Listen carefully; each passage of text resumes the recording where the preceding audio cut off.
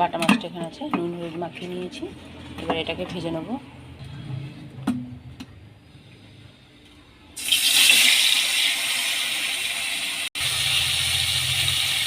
ভাজা হচ্ছে মাছগুলো, মাছগুলো একটু কিন্তু দিয়েছি এখানে ভাজা হচ্ছে।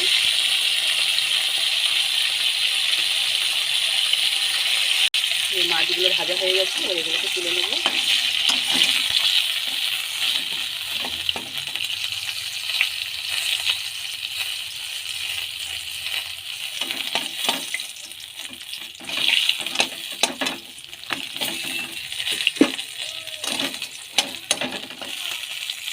এই যে তেলে গোটা জিরে দিয়েছি, টমেটো দিয়েছি। এবার দিচ্ছি লবণ আছে, আদা সরষে বাটা একসাথে আছে, এটা দিয়ে দিচ্ছি।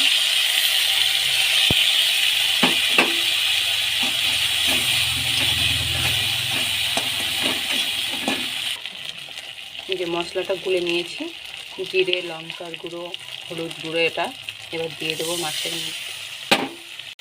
যে মশলাটা কষানো হচ্ছে, এটা কষানো হয়ে গেলে এবার জল দিয়ে দেবো। মশলার মধ্যে ধনে পাতা দিয়ে দিয়েছি, এটা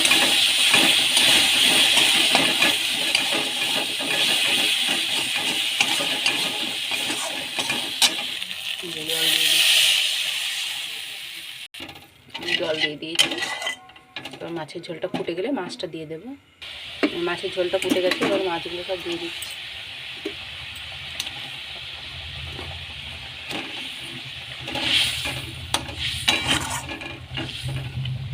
যে বাটা মাছের ঝালটা হয়ে গেছে ধনে পাতা দিয়ে, এবার এটাকে নামিয়ে ফেলবো। যে বাটা মাছের ঝালটা হয়ে গেছে, নামিয়ে ফেলেছি ধনে পাতা দিয়ে বাটা মাছের ঝাল। অবশ্যই ভিডিওটা প্রথম থেকে শেষ পর্যন্ত দেখবেন, কেমন হয়েছে অবশ্যই জানাবেন। আজকের রেসিপি এই পর্যন্তই, পরের দিন আবার অন্য রেসিপি নিয়ে চলে আসবো।